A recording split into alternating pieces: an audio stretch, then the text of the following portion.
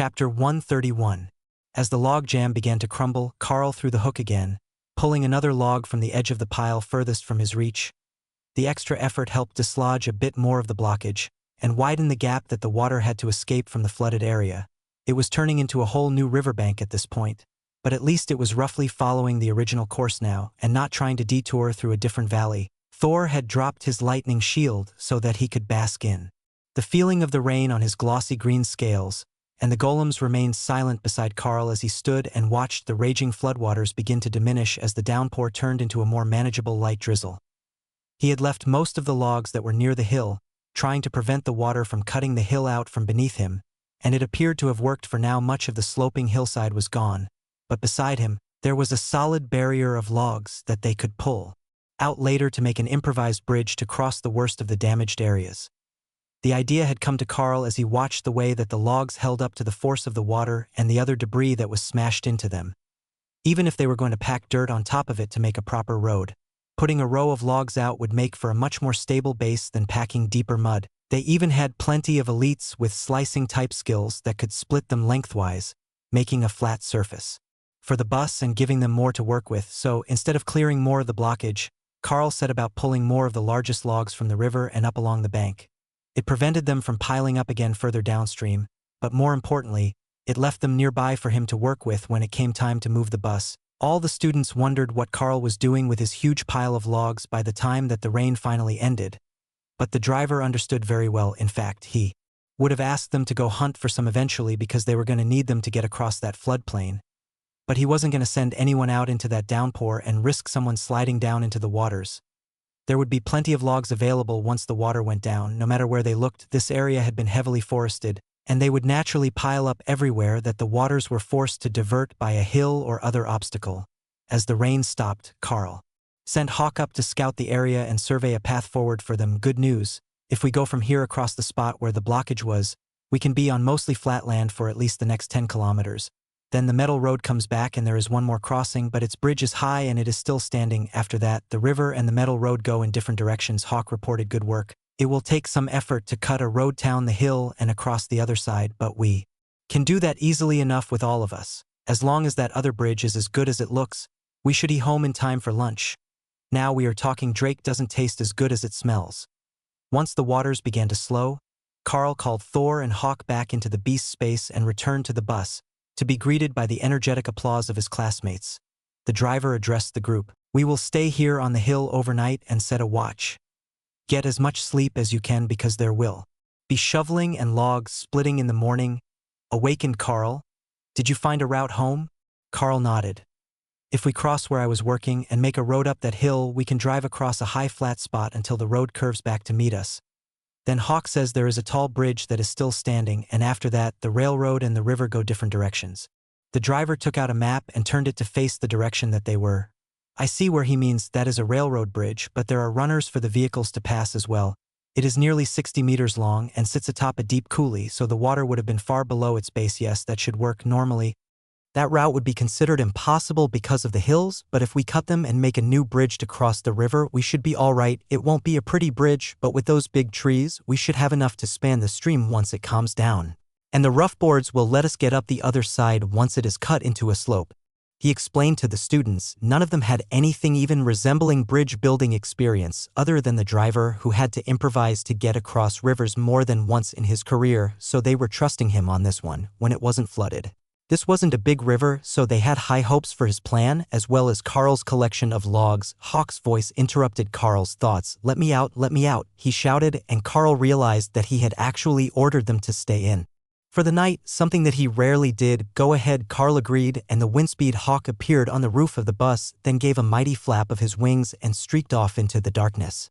Then he dive-bombed something on the ground and returned to land on the roof with the body of a massive snake. Sneck, sneck, sneck, chomp, chomp, chomp. Hawk sang happily to himself as he began to portion it into manageable pieces. Most of it he took back into his space with him, but about half he left on the bus for Carl and the others. Hawk brought us breakfast meat. Who wants to go up on the roof to go get it?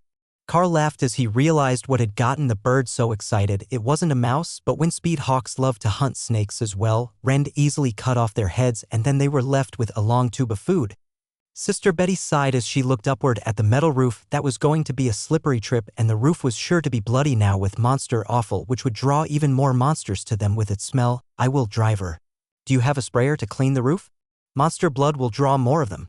She asked. Don't worry about it. There is a bit more rain on the way and it will rinse us clean. There are so many dead minor monsters and animals in the area that chances are nothing will notice. I do have a scent blocking spray, but I don't want to waste it with more rain coming tonight.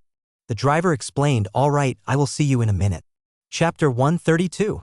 Not long after the priestess came back in with a large bundle of meat, far more than they would need for just one meal, the skies opened up again and a steady light rain began. Not enough to cause more flooding, but enough that it was quickly rinsing off the bus. Then the wind picked up, which seemed to relieve the driver. The winds will push the storm away and help dry out the ground faster. At worst, we might be stuck for one full day, but no more than that before the ground is dry enough that we can move again. He explained, then tilted his seat back and pulled a blanket from the overhead bin, signaling that he was done with conversation for the night. Bus seats wouldn't be the most comfortable night's rest, but they were dry, so they split the group into 4, giving each of them a 3-hour night watch, and everyone did their best to sleep. Carl's seat put him on the last watch of the night, but he knew that Ray was watching what happened around them with keen interest. This spot might not be a bad one, she had decided. Once Hawk got a chance to go out hunting, snakes were a pain as they just slithered through and under the web, but there should be other things to hunt soon, and she hadn't been ordered to stay inside. The night was her time. And if there was prey foolish enough to approach her den, who was she to say no to their kindness? She got her chance just before Carl's shift started at 4 in the morning. A small group of venom fang lizards had swum across the receding floodwaters and were diverted from their path by the presence of warm bodies on the bus. They were each about the size of a domesticated cat, and once they hit her web, they would be so completely tangled that they would never get free again. The students on watch were startled and nearly shouted in fear when Ray landed outside the bus. But they quickly recognized her body, and that she was weaving a dome of web all around the bus. It almost seemed like she wanted to cocoon it in the strings of spider silk, but once she had a loose net, she settled down under the bus and blended herself into the mud and darkness to wait for her prey. The lizards didn't have great night vision, so they never saw the thin strings of spider web running from the bus to the ground, so when they ran into it, just as Ray predicted, they panicked and began to flail, tying themselves up even tighter with every movement. Their poison fangs would do them precious little good when they were trapped in the web, and Ray waited until she was certain that she had trapped them all before she darted out in a streak of inky black motion and punctured their skulls to pull them into the beast's space with her. Did you see that? One of the students on watch gasped, waking Carl and a few others nearby. No, and that's the part that frightens me. One moment they were in the web, and the next they were just dead and gone. I've never seen anything move that fast. The boy beside him whispered, "What's happening outside? Should we wake the others?" A newly awoken student asked. No need, Ray. The big spider of Carl's was outside hunting lizard monsters. I think that she's back under the bus now. The boy replied. Carl smiled. They wouldn't understand that the mental space could be accessed from some distance away, so they wouldn't have understood how Ray simply disappeared once she had her loot. From their point of view, it had to be absolutely terrifying to have seen the bloodbath spider launch out to kill her prey, then simply vanish. It was impressive, if I do say so myself. I got perfectly blended while I waited, and I doubt that most of the humans could even see me. They just saw the lizards being pulled from the web. The apex predator of the night, Carl agreed. She's definitely making fun of us for not being able to spot her. You can always tell by the look on Carl's face when the beasts are talking to him. One of the students on guard duty whispered. Dana's soft laugh caught the boy's attention. Of course she is laughing at you. She can camouflage herself, and it is dark outside. I bet you didn't even notice right away that the lizards were gone. Ray is extremely fast, and in the dark, even I have a hard time spotting her, and I'm fairly used to looking for her. The boys chuckled, thinking that Dana was actually afraid of spiders. It would never cross their minds that the mage and the bloodbath spider both liked sleeping in hammocks on Carl's balcony. Carl wasn't sure how much longer that would be feasible. Though, Ray was growing rapidly, and once she got close to 2 meters long, it would be hard for her to create a large enough hammock out of her web inside the gazebo. It needed room to swing and attach at either end. Carl could feel the pride in Ray's mind as Dana praised her. But what was more amusing was that half of the students hadn't even realized that there was a spider web built over the bus. They had turned the interior lights off so that they weren't a beacon on the hilltop, and for that reason alone, The very minimal evening light made the strands impossible for most of them to see. But the sky was beginning to lighten in preparation for the impending dawn, and the students would start to notice soon, hopefully before one of them stepped outside and got entangled in the sticky webbing. But it was tempting to just not say anything and see what happened. Carl took his place by the window of the bus and waited for the sun to come up enough that he could send Hawk out scouting again and check on the flood water levels. As long as the levels were receding as expected, they could probably start digging the ramp to their makeshift bridge to make up for what the flood had washed away. But there might also be a better way than the first one that Hawk had found. Once the water went down, it would be easier to see what areas were stone or gravel, and therefore more likely to be solid enough to support the bus until they could get back to the high ground. Hawk and Thor were both still asleep, and Ray was just about to doze off when the sun came up, marking the end of the night watches, and the beginning of the long wait for the sun to dry out the ground enough that it would be safe to move from the well-based roadway. The last thing anyone wanted was to spend all morning working, then get the bus stuck 5 meters from where it was now. Chapter 133. Once the sun did come up, the surrounding area of hilltop began to change rapidly, seeming to come alive, and bursting with life and color. Plants rapidly grew and absorbed water for later consumption. Flowers bloomed in a matter of minutes, and the standing pools of water all but disappeared, except down in the river bottom, where it was simply too saturated and most of the plant life was destroyed by the raging waters. But even there, the change was noticeable, as the ground was mostly visible now, exposing rubble and debris that had been carried downstream last night. It was a mess down there, and the layer of silt that had built up turned large portions of the area to slowly drying mud plains, from which scattered plant life was struggling to break free, despite the ferocity of the storm. What hadn't been destroyed was thriving, taking advantage of the situation to get ahead of the competing species. The same was true for the wildlife. Carl could see in the distance that there were numerous small scavengers and rodents out searching for their prize. Many burrows would have flooded or collapsed, and this was a prime opportunity for them to eat something that they couldn't normally hunt. Hawk was thinking the same thing, but he was still a bit sleepy, and the animals would be active all day long. He had time to go hunt when he wanted to. How long do you think that it will take before it's safe to start moving about and preparing to get back in motion? One of the warriors asked the bus driver, who was scanning the horizon with binoculars. Later this afternoon. The ground where we need to go is still saturated, so you won't be able to dig that ramp at all yet. I know you young folk are all energetic to keep moving, but sometimes you just have to sit and wait. He had a point, but while Carl did have to just sit here for a while, he didn't have to idle around and just wait. Hawk, do you want to go scout the area? If you can find us a nice dry route, even if it is a bit further around, that would save time. Also, check for monsters who have moved along our intended path and any new obstacles we might encounter. Carl suggested. That is fine. I could use some time to stretch my wings and just fly. The Hawk agreed. It wasn't a sentiment that the other two beasts shared. Ray liked her web, and Thor preferred to be where everyone else was. The concept of just flying around by himself all day seemed very lonely to the lightning Sarah. Ray thought that he was a bit of an idiot, constantly wanting to be around others when he could be peacefully alone. But with his energy level, he needed people to play with. Carl looked around at the bored students sitting on the bus. Why don't we send someone out to see how the ground is? I think that everyone could use a little stretch, and the thick grass should have kept the ground stable. Carl suggested. The driver nodded as the students began to get to their feet, taking Carl as the voice of authority here, as long as Sister Betty didn't object. The look that the nun was giving him said that she would like to see Thor again, so as the students went out, Carl sent Thor out to meet them. The ground was a bit springy under his heavy footsteps, but it wasn't muddy, just uncompacted and thickly layered with roots. Last night it had been worse, and there was water squishing up as he walked, so this was an improvement. He was the heaviest of them, and though he was far from comparable to the bus, Thor's rapid growth had brought him to nearly 200 kilos of solid-chested Sarrow. If they were back in the pack, he would be treated as one of the most promising youngsters with his healthy build and high energy levels.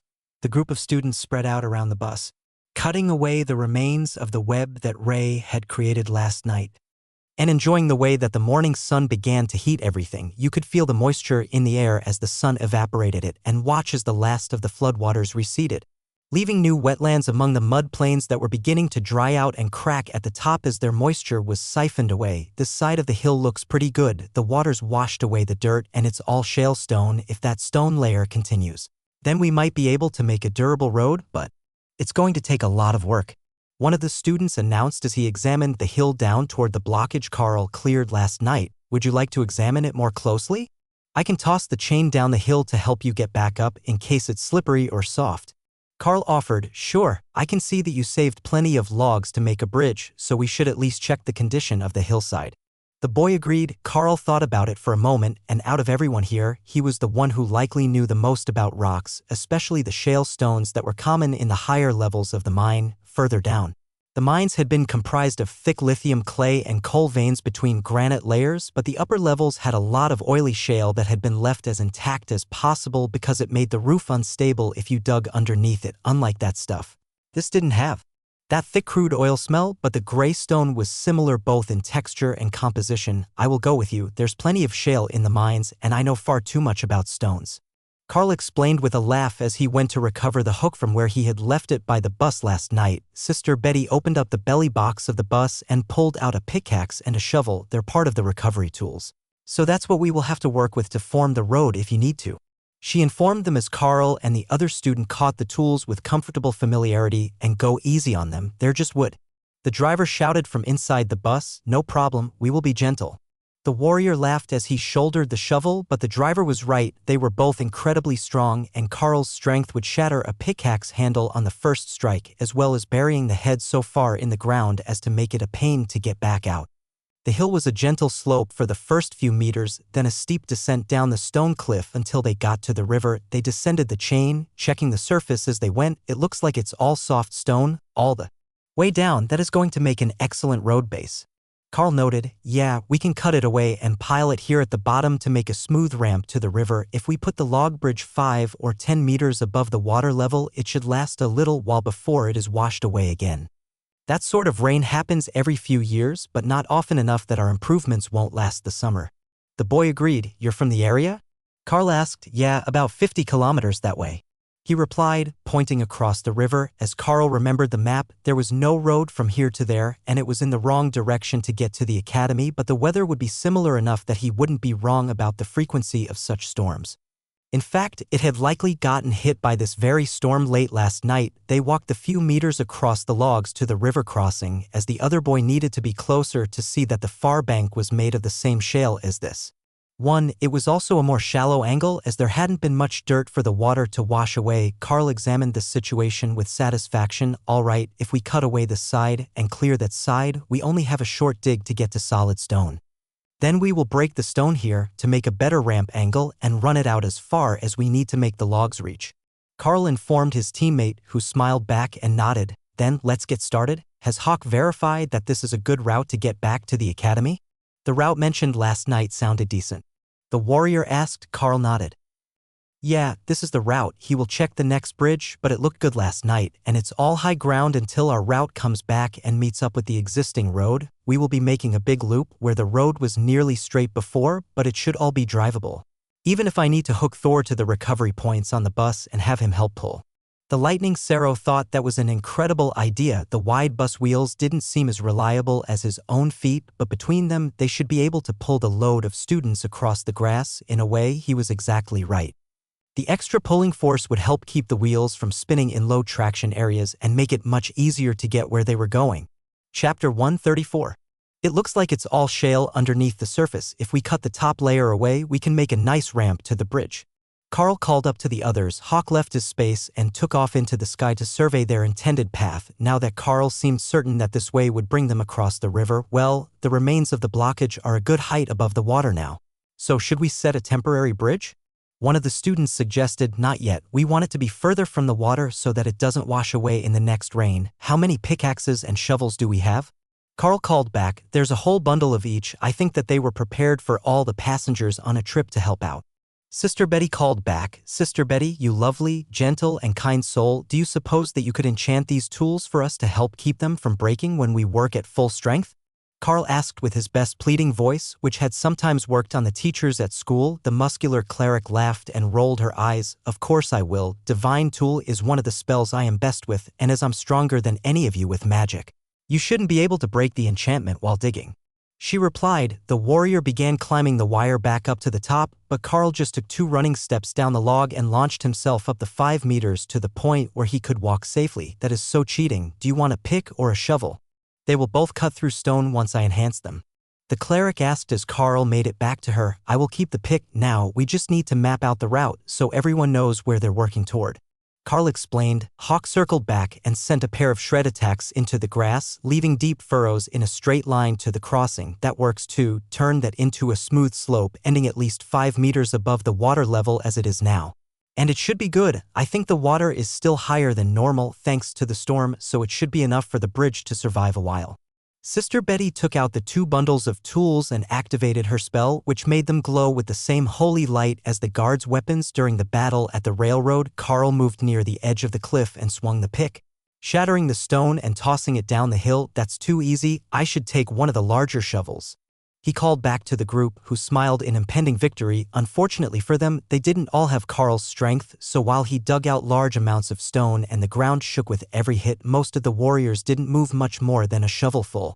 They tossed it with ease, like loose cotton, but Carl's strength was making short work of the job while the others stood beside him. Wait, I have an idea. I know another spell called Impact. It sends vibrations through things, and I use it to knock targets over. If I use it on Carl's shovel, he can turn the whole slope to gravel.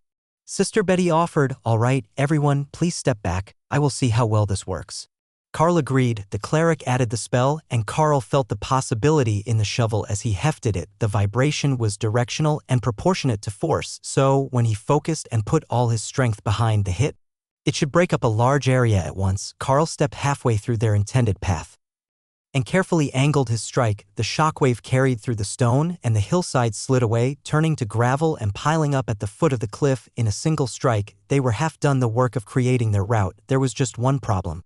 To create the slope they wanted, they would have to create far too much broken rock. The bus wasn't some extreme adventure vehicle. Despite its wide and thick-treaded tires, steep angles didn't work for it, and Carl's second strike created a large amount of gravel with nowhere to go. Well, now we just need to move this gravel to the far side of the pile and finish the ramp. It should be a decent slope when we're finished. He informed the group. Well, Carl and Betty did the worst of the work. Now it's our turn. One of the mages laughed. A large gray golem formed out of the loose stone, then scooped up an armload of rocks like it was a backhoe. Gravel golems aren't the strongest in combat, but they can change shapes, a little like the sand golems. It's limited, but flattening the arms into a bucket is no problem. Since it's all gravel, I just need to add more magic and he can move all of this. If it were dirt or mud, it would be much harder since it's not the golem's element. She explained. The golem scraped a path through the crushed shale rock and pushed it off the far end, giving the warriors the right idea. They moved up with shovels and piled the gravel in the middle of the 4-meter-wide path for the golem to move to the river. They finished with a steep slope that ended 4 meters above the river when the gravel was gone, but they had a smooth slope to that point. Now we just need to cross the river and build up a bridge footing on the far side. Sister Betty reminded them. Carl jogged down the slope and jumped. The flying leap put him on the far side of the river with ease from his elevated start, but the bank here was much more shallow, so they would have to build something up and not just pile loose rock. As he was considering it, Carl heard laughter from the far bank. You lot are fast workers, but not exactly the Corps of Engineers, are you? The driver asked. What do you mean? It's sturdy. We shook the rock to settle it, and it's not going anywhere. Carl shouted back. Have you ever seen the spout of a jug when you tilt it? That's what you created here. As soon as it starts raining, the water is going to pour down that ramp you cut into the hillside in a glorious waterfall. He laughed. Sister Betty began to giggle. I see the problem now. All right, we need to cut ditches on both sides of this ramp so that the water has somewhere to flow that isn't the road itself. If we are going to leave this here for others, they should at least be able to use it. She got the others back to work, digging through the stone to make deeper spots at the edge of the ramp and sloped sides so that they didn't collapse on the road. While they did that, Carl looked around for his options. He had plenty of logs on this side as well. And that gave him the idea. Thor, come here and work. I want you to toss a bunch of logs from this shore toward the bank directly opposite the ramp. Then I will dig a pit in the hill for material and fill the gaps with stone. Once it's high enough, we will make a bridge deck. The happy Saro vanished into his space, then came back out with a happy trot and immediately ran over to push a broken log toward the jam with his 2 upper horns. A flick of his head tossed the broken log on top of the pile, though it strained his prodigious strength. I will get you the chain so you can pull them. Carl laughed as he realized that his plan underestimated the weight of a full tree. Thor shook his head and went for smaller logs that had been shattered before their arrival. They would make good filler, Carl thought. and picked out a spot to begin digging gravel to throw into the pile. The two of them worked well together, and after a while, even Ray came out to lend a hand. In her own way, she made a silk harness for Thor, and then attached the logs to it with thick ropes of spider silk. The initial effort was exhausting for her, but once it was done, she just cut the rope and then sprayed spit on the end, which caused it to liquefy and mend around the next log. Within the reach of the bloodbath spider, its web was a versatile magical tool, not just sticky silk.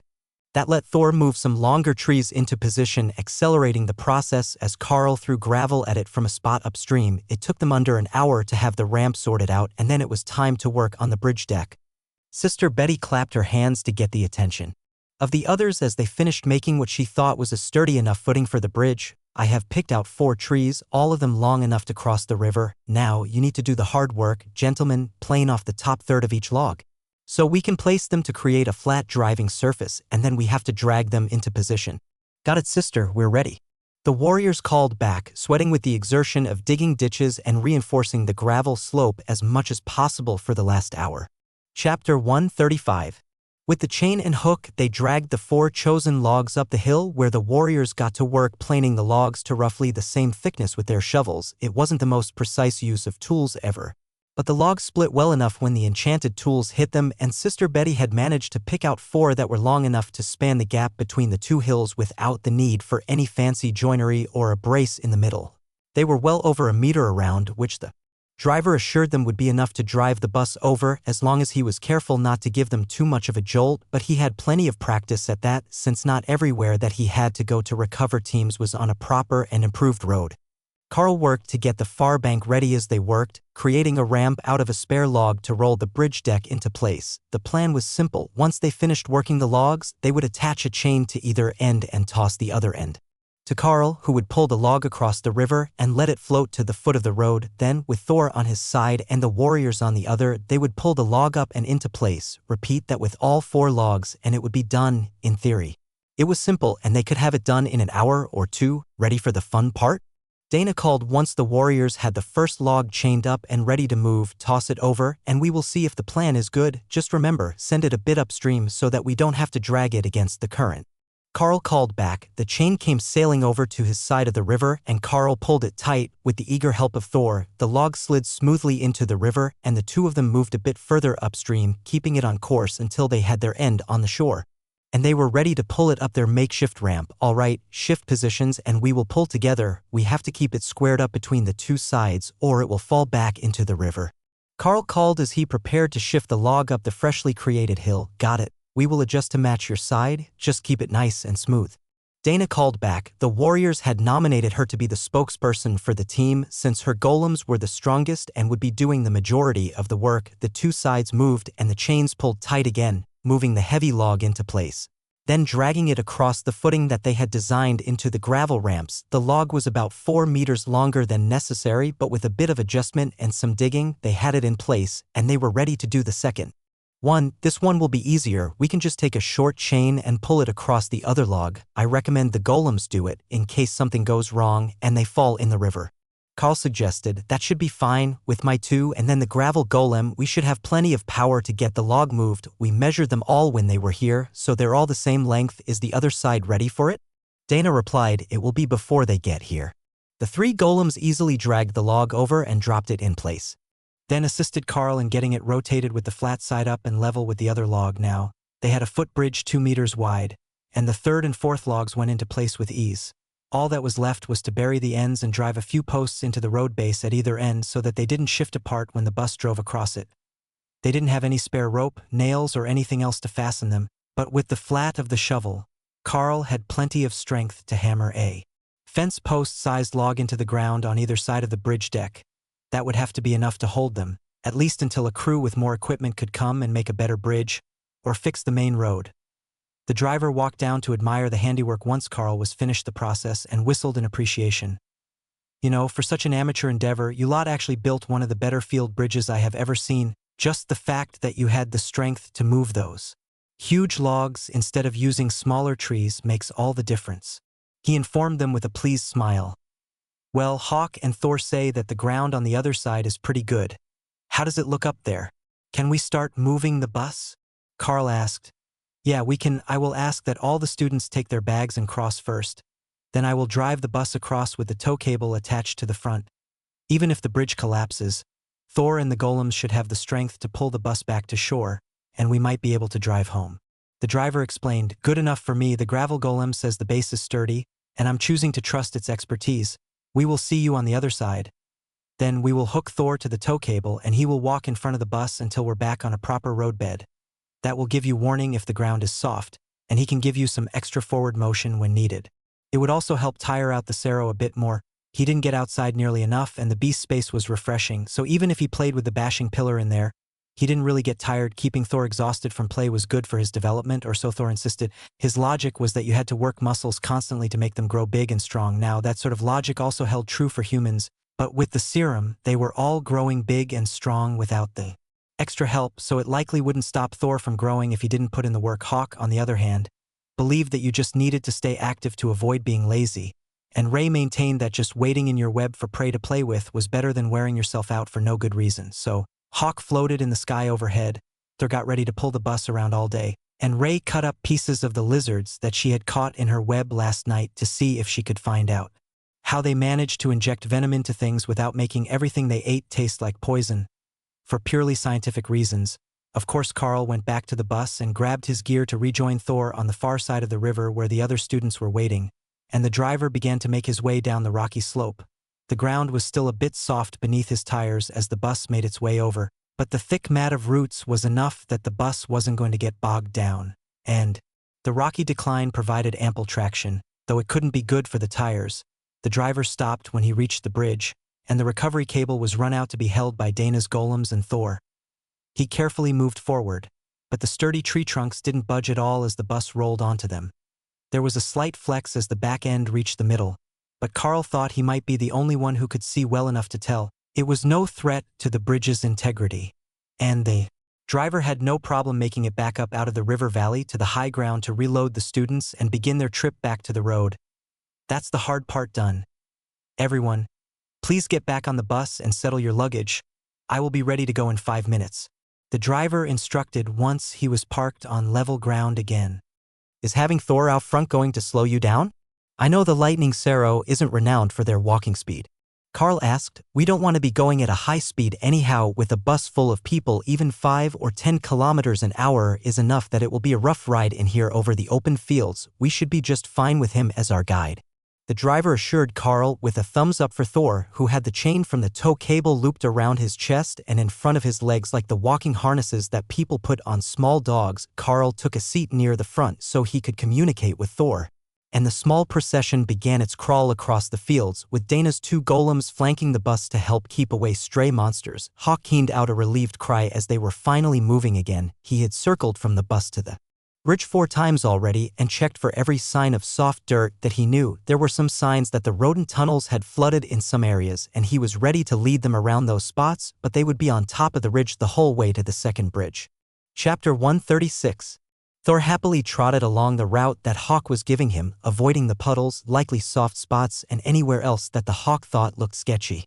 But the Sero leading a bus was gathering a fair bit of attention from the residents of the grasslands they were passing by. Most of it came from the semi-domesticated buffalo beasts, which were a primary source of monster meat for the elites and raised by the ranchers in the area, while the rest came from the small animals who felt the vibrations in the ground from the odd combination. Their first thought was that the Sero had stolen a bus. They were pack animals and left alone, as the other monsters thought this one had been after the flood. They would try to return to their pack as soon as possible. The bus was large and shiny, just like his scales, so the local wildlife thought at first that the Lightning Sero had just adopted the mechanical contraption as part of its new pack. Then they noticed that it was full of people who felt like power. The Sero wasn't alone and vulnerable. It had taken a pack of magic-using humans and it was leading them across the hills. They were carefully making their way around a wetland area where long reeds grew up out of the mud, when Hawk suddenly dove into the long grasses and came back up with something long in its claws. Haha, I got another one. Oh, this is going to be so tasty. He cheered as he contemplated the snake caught in his claws. To a normal wind-speed Hawk, this was not a target it could hunt. The snake was much too large, but at his current size, the 3-meter-long python was no match for him. It had an ability to harden its scales as armor, but it was still a common grade monster.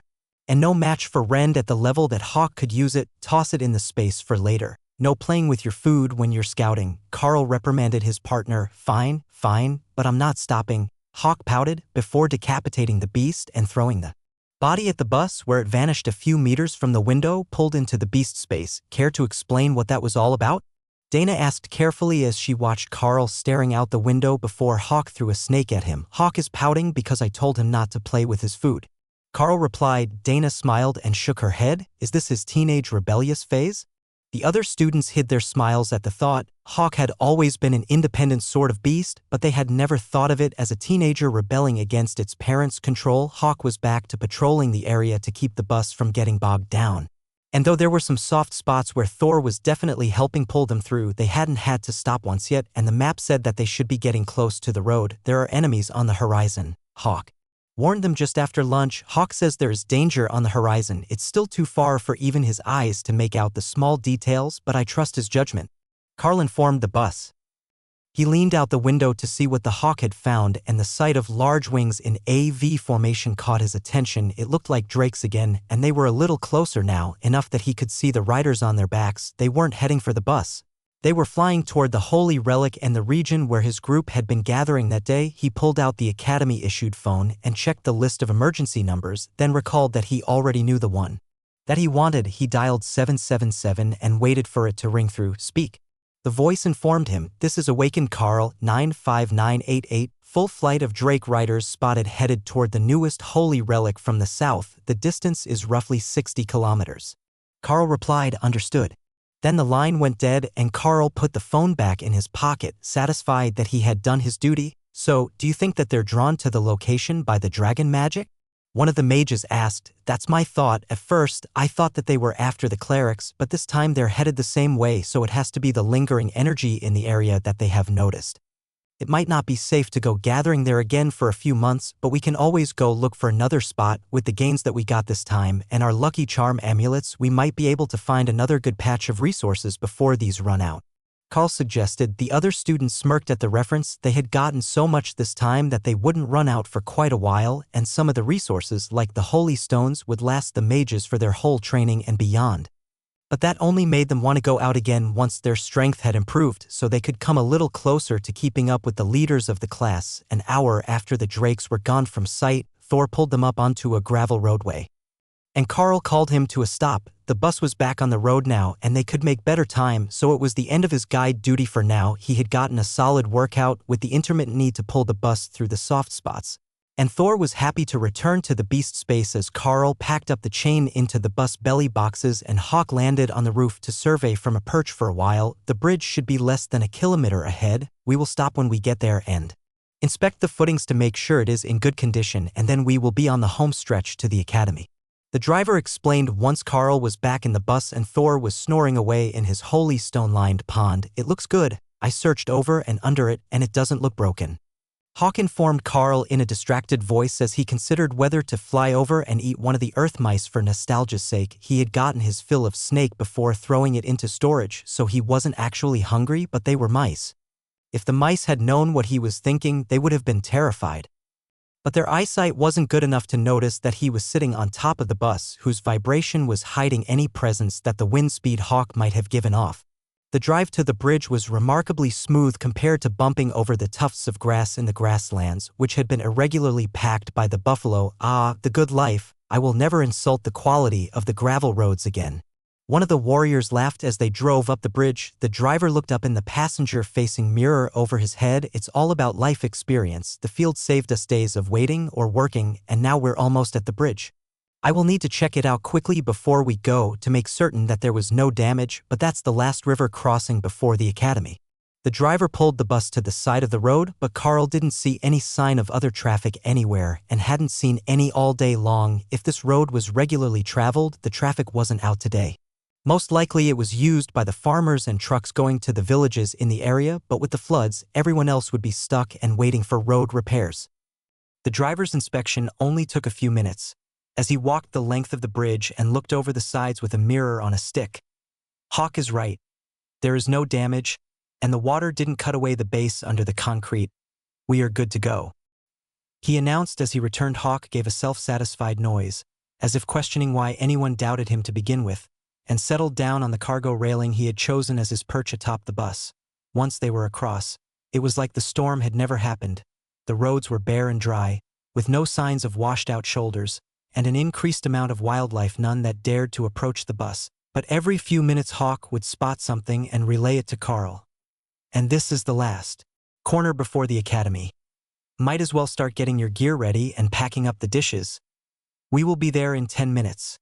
The driver reminded them an hour after they passed the bridge. The students groaned as they realized that it was their duty to clean up after themselves again. But Sister Betty had already started packing away the leftovers, and had packed the rice and beans into their usual squares, then fried them in the pan until they would hold their shape. Who she planned to feed them to was a mystery, but she had the traditional snacks all ready should she happen to meet a horse here at the academy. It has been a pleasure traveling with you all. Good luck on your next mission. And don't forget about my brothers and sisters at the seminary academy. Sister Betty informed them as the bus rolled through the gates. Best of luck on your mission, and may the fates favor you with all the resources that you need. Carl replied. Chapter 137. The group were in high spirits when the bus parked in the front lot, and the professors came out to meet them and see how their mission had gone. Team leaders, how were the results? Not the confidential portion, but the advancement resources. Colonel Valerie asked as Carl and Dana stepped off the bus. We ended up with some improved alternate resources, thanks to Hawk's keen senses. We've got our entire packs loaded full, and I've got some plants in my beast space for the witches to make potions from. Can we get a wheelbarrow or a cart or something? There is a lot. Carl replied. Dana nodded her agreement, and opened the top of her pack to show the colonel the amount of loot stuffed inside. Did the others do this well? Sergeant Rita asked as she saw the densely packed resources. We split things evenly, based on what everyone needed. The warriors and mages have different loot, but all of our packs are full, and we all have some of the aloe plant numbing and healing gel. Carl explained. You really did have good luck, considering that you also got a present from the church for helping their students. The sergeant replied with a warm smile that startled the students who didn't know her.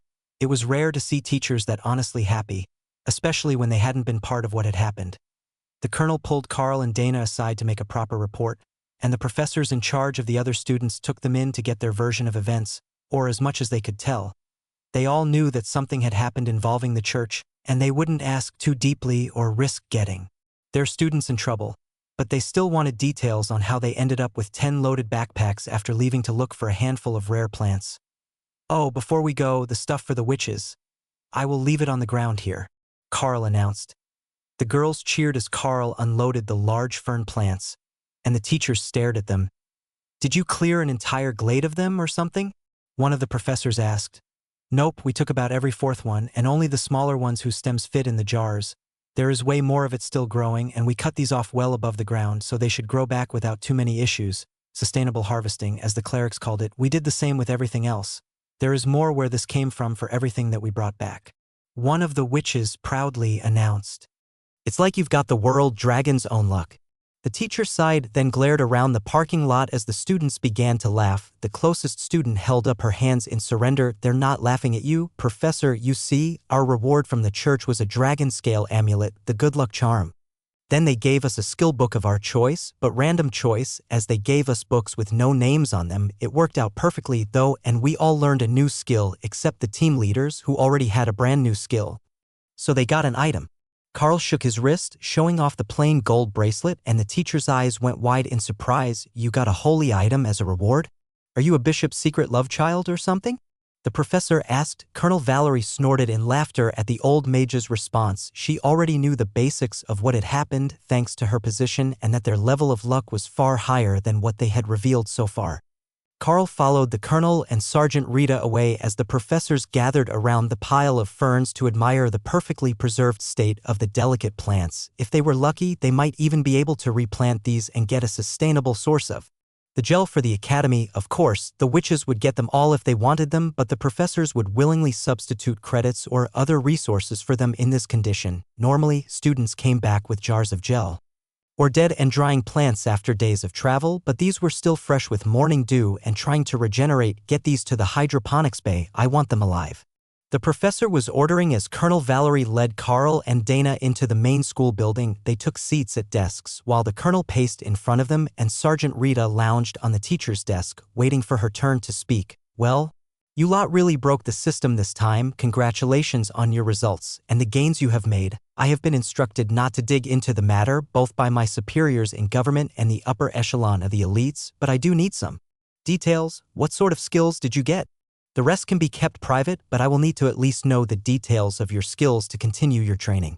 The colonel explained. Dana spoke first. I got a new barrier spell that does a better job of nullifying energy that hits it. Carl got a new skill that makes it easier for him to teach skills to animals. I heard that he taught the Seminary Academy's Nikomata the basics of the Ren skill. Sergeant Rita tried and failed not to laugh at that. You taught a Nikomata how to use rending claws? What were you thinking?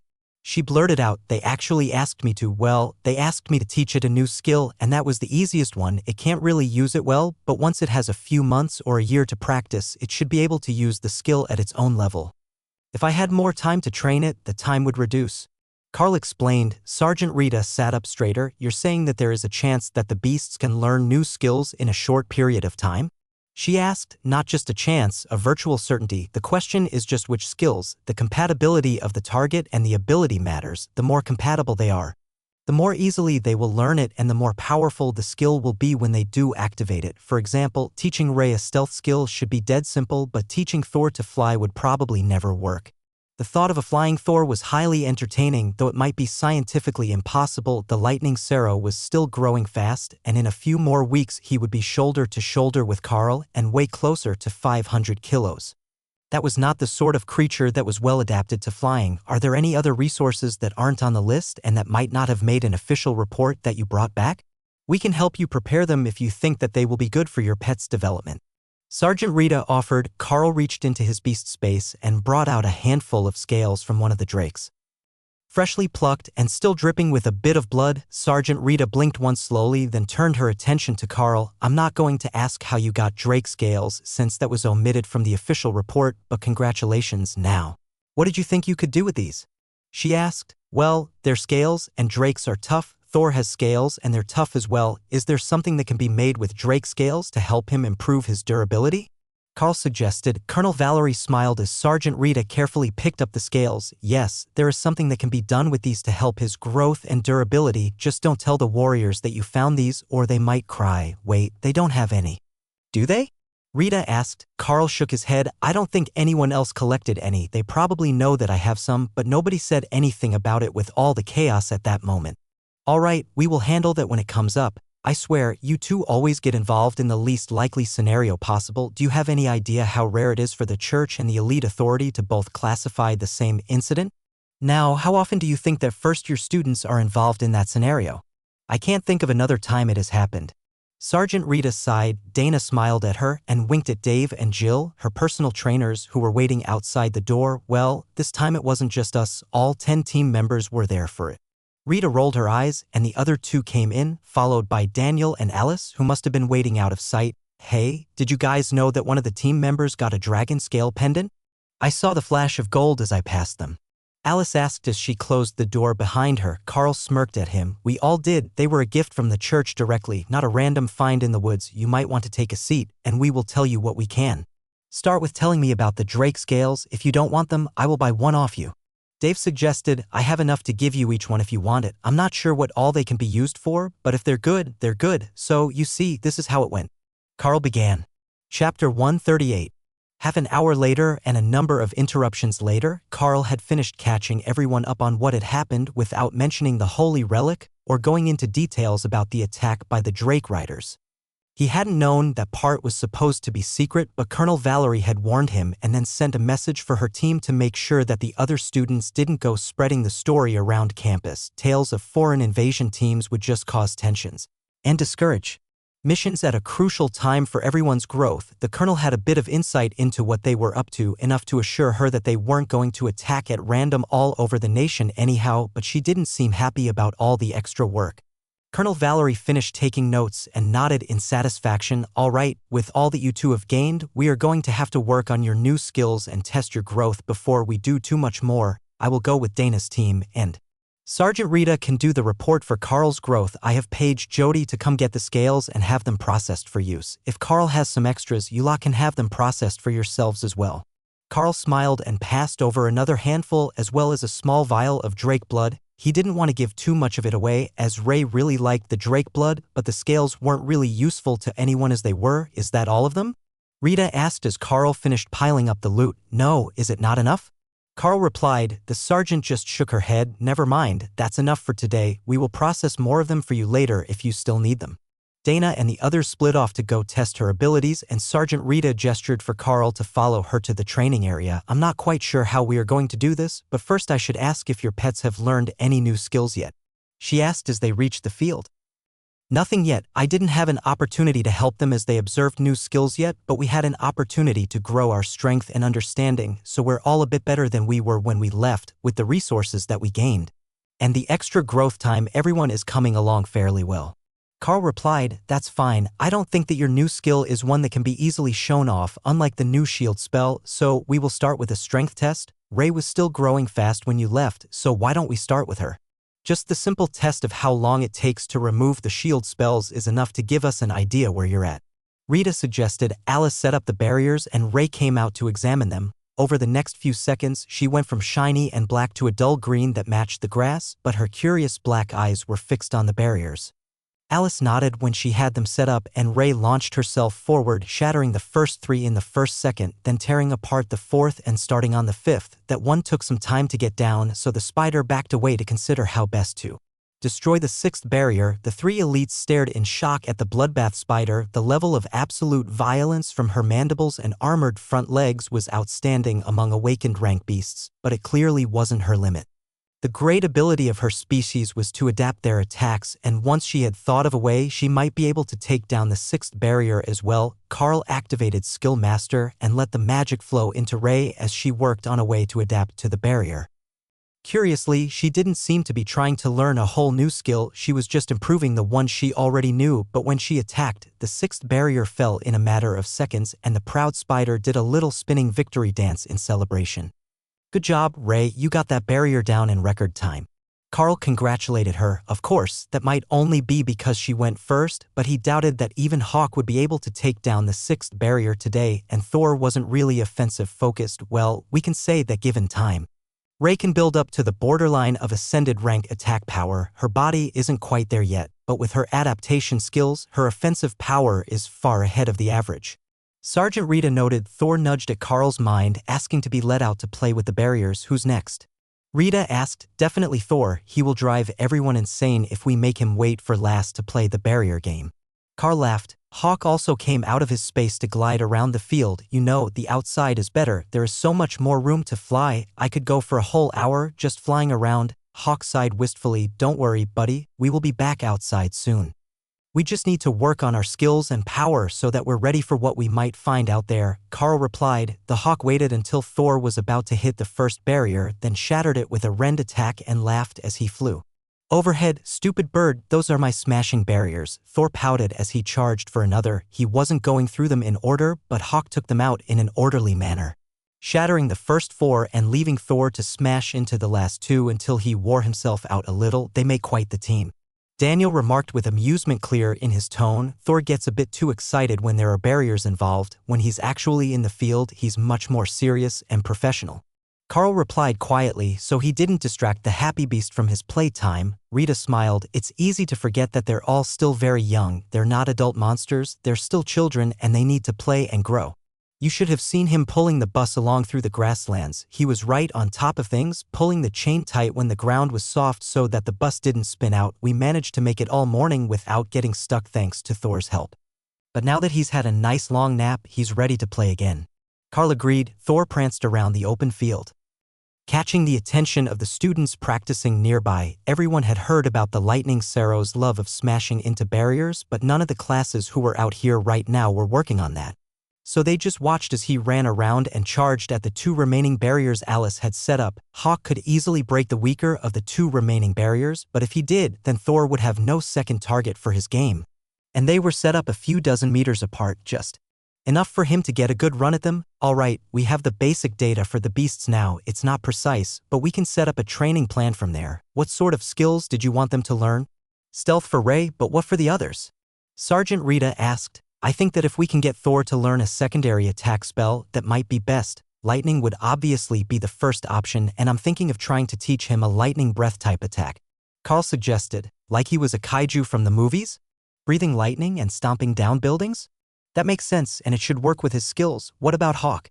Carl shrugged. That's the part I'm stuck on. The skills he has are precisely what he needs. If he's going to learn something new, it would have to be to grow in a different direction because he already knows the skills that are best for a wind speed Hawk.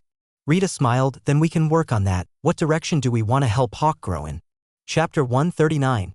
Carl considered the direction that would be best for Hawk. The bird was happy simply soaring around and scouting, and that was what Carl needed him for, but there really wasn't anything that he needed to continue that role. Well, Hawk is our scout for now.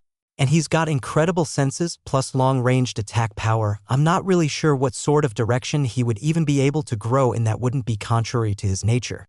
Carl replied, stumped as to the answer. Well, there is more to being the team's scout than the actual scouting. I am certain that we can find something that will suit his talents, so, until then, we can start with the obvious ones. There are rogue-class elites in training here with various stealth skills. Why don't we take Ray there to observe them and try to learn their skills while we wait for the potion to be made of the scales you provided? She should have a natural affinity for those sorts of skills, and if your new ability is as impressive as it sounds, she might even be able to pick up the basics in a few days instead of months. Stealth skills are normally some of the hardest to master. So most of the rogues who don't start with them only learn the basics and prefer to hide in plain sight instead. Sergeant Rita suggested. Carl felt Ray's amusement in his mind. She was good at hiding in plain sight as well, so visiting these rogue people could be a very educational experience. Maybe she can learn invisibility, just think of it. An invisible bloodbath spider.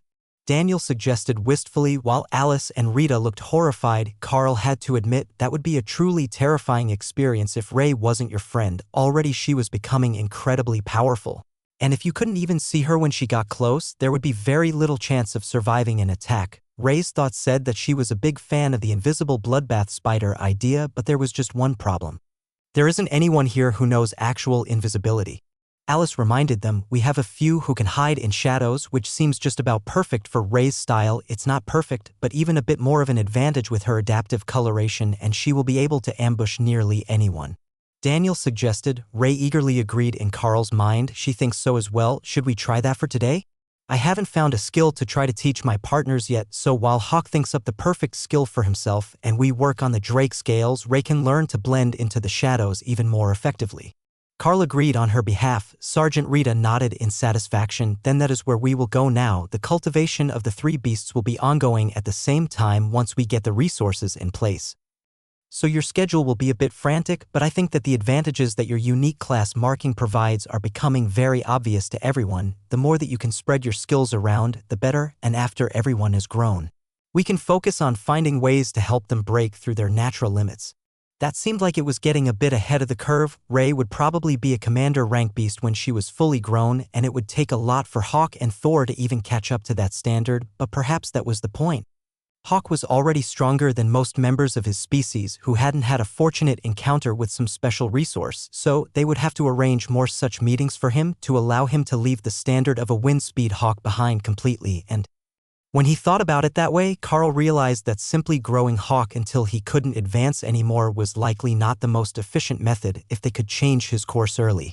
He might have an easier time growing up to match his more naturally powerful partners. Sergeant Rita led them into one of the buildings on the south side of the compound and then down the stairs into an underground training area. The moment that they stepped inside, the room was pitch black, and the others hesitated to let their eyes adjust, not realizing that there was stealth training going on and not a single light anywhere in the area. Not that it was a problem for Carl, but everyone else seemed frozen in place for a moment, until one of the students seemed to sense them and launched himself forward in an attack at the side of Alice's head with his training blade. Carl quickly shifted in between the two and caught the student in a smooth hip toss as he had been taught in the martial arts class. The boy hit the ground with a harsh thud and a wheeze of escaping air, which triggered the teacher to turn the lights back on. Not much, it was still very dim, but the practice must have been to see who could land the first strike. I think I'm going to die. The boy moaned as he lay on the ground, gasping for breath. There was no blood underneath him and all his limbs were functioning, so Carl assumed that he would be all right soon. The ground was covered in a soft mat that allowed the students to move silently, or close to it, so he hadn't expected to be intercepted, much less grabbed and thrown like that. Unfair advantage to the visiting team. Good morning, Sergeant, Student Carl, and I'm afraid I don't know either of you. The teacher greeted them, Agents Daniel and Alice of the Bureau of Elite Development. Alice explained, I see now. What brings you here today? I don't recall our class prodigy having stealthy tendencies before today. That was a beautiful throw, by the way. I assume you have a way to see in darkness? The teacher replied. Carl smiled. I do. It's not perfect, but it works well enough. The only flaw to Ray's combination of thermal vision and echolocation was the fact that it didn't have the ability to see color, but it was still true that it wasn't perfect. The stealth class students looked jealous of his ability to see in absolute darkness. If they could do that, this class would be so much easier, and they might even get to move up to the more advanced classes. Sergeant Rita filled in the details for the confused professor. We believe that one of his partners might have the ability to learn stealth-related skills. She is already superb at moving silently, but moving unseen through shadows would improve her ambushing abilities by a large margin. Partners? One of the students blurted out. He raises pet monsters, remember? It must be the giant spider that they mean. One of the other students whispered back, loud enough for Carl's sensitive hearing to catch. Yes, it is Ray. Would it be too much trouble to have that sort of skill demonstrated for us? She will happily play along with stealth games in exchange. The teacher's smile put all the students on edge. They weren't sure that they wanted to play stealth games with a carnivorous spider the size of a small car, because really, how tame could something like that be? Triggering her hunting instinct seemed like a terrible idea. Really? If she's fine with helping us train the students in low light conditions, I would be grateful. There are only so many ways to set up the equipment that we have. The teacher readily agreed. Afraid to tease students in the dark? Do they not know that I am the thing that stalks the night? The monster under the bed that parents use to scare their children into behaving? Ray asked, thinking of all the fun ways she could taunt the students. You go a little vacant-eyed when you're talking to your team. Mind sharing? Sergeant Rita asked. Ray says that she is the monster in the dark that parents warn their children about, and she would love to play with them. Carl repeated. The students cast furtive glances between themselves, and the teacher chuckled. I think that her and I will get along famously. All right, if you can call her out, I will have the students try to move stealthily in the dark. Does she easily create webs? If she could create an obstacle course for them out of the strands, it would make this more interesting. The teacher suggested. Ray stepped out of the beast space and immediately faded from her natural shiny black and red to a dull soot black that perfectly matched the room. All right, she will set the obstacle course up right away. Chapter 140. Ray sent out a maze of webs as she darted around the room, terrifying the students whose eyesight was good enough to keep track of her. That should do it. She built an obstacle course around your existing course made of sticky spider silk. If they catch one strand, it will ring the bell in the middle of the room, and if they catch a bunch, they will just end up tangled. Carl explained with a gesture toward the bell, which was now the focal point of dozens of strands of silk. How much light do you need to track movement? The teacher asked. 0. I can detect movement decently well even with absolutely no light, but in this room and in their uniforms it would be nearly impossible for me not to detect them unless they were truly invisible. Carl explained. Jeff, activate your stealth skill. The teacher instructed, and one of the boys seemed to simply vanish into the shadows. Even thermal vision seemed to have a hard time finding him, so the skill was magical and not just a simple trick. Carl nodded. I should be able to track him, but not easily. Ray might do a bit better because she's got the superior senses. All right, Jeff, you're up first through the obstacle course. Everyone in the class has a button. They press it when the student in question activates the button at an obstacle. If they get it right, it means they have seen through the skill. It's how we work on our stealth.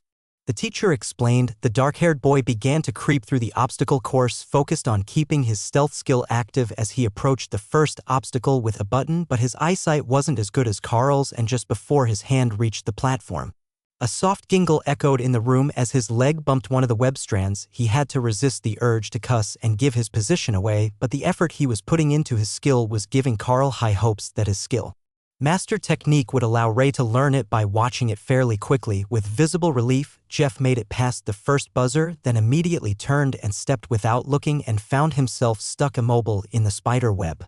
The boy cursed as he struggled to get free and only got himself more stuck. That made his stealth skill fail, and now the whole class could clearly see his predicament. All right, I will cut him free and we will keep going. Remember, there are spider webs and You have to watch for them, not just run the route by memory. The teacher admonished his stealth class. The reason for the dimmed lights became obvious with the second student. His ability let him blend with the darkness, but not as well as the first, though his footsteps were rendered almost silent. Not enough that Ray had a problem following him, but enough that the other students would. He was also agile and doing a decent job of evading the spider webs as he made it to the first button.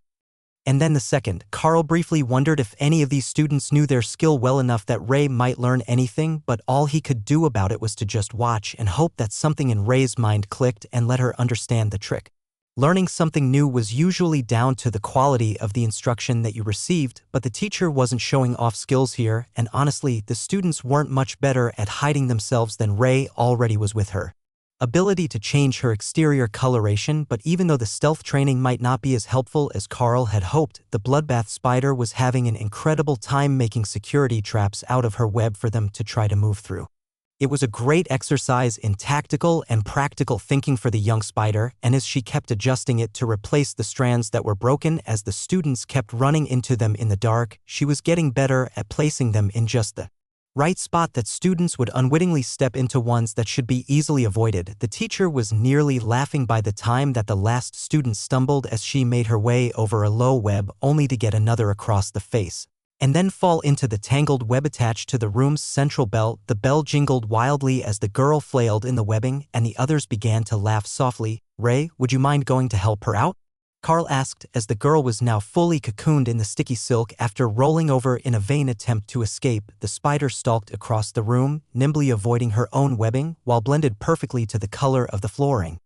Half of the students couldn't even see how she was avoiding the webs as she went, only her main body, which was large enough for them to keep a close watch on. Once she got to the struggling girl, Ray cut a bit of the webbing free and picked her up with her front legs to consider how best to get her free of the tangled mess. This, predictably, caused the student to panic at being millimeters from the vicious mandibles of the bloodbath spider and flail even more, which only increased the entanglement.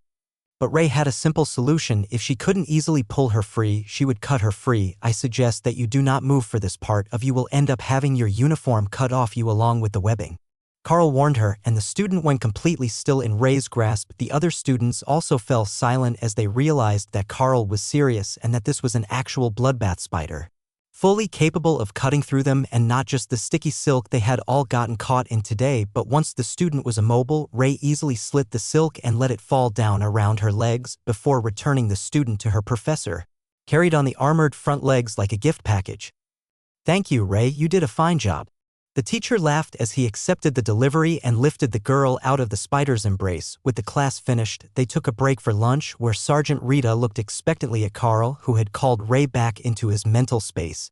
To keep her from teasing the students, Carl shook his head. I don't think that they're good enough with the skills for Ray to learn them that fast. The better the teacher, the faster the results. I have a much better than usual grasp of Rend, and I could barely teach it to the Nikomata, so I think we will either need the advanced class to teach her, or one of the professionals.